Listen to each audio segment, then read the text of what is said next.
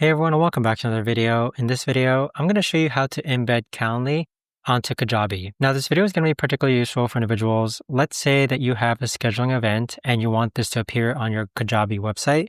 How do you actually go ahead about doing this? Now, this video is going to be short, sweet, and simple, guys. There's not going to be a lot of steps involved.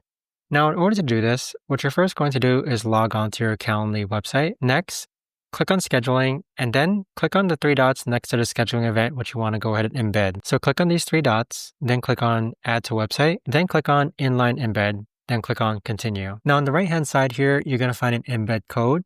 This is the code that you need to place into the HTML of Kajabi so that this Calendly widget will actually appear. So click on copy code and there you have it.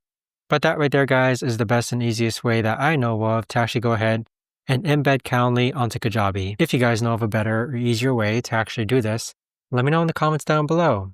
I would love to know. Thanks so much for watching, everyone, and I'll see you guys all in the next video.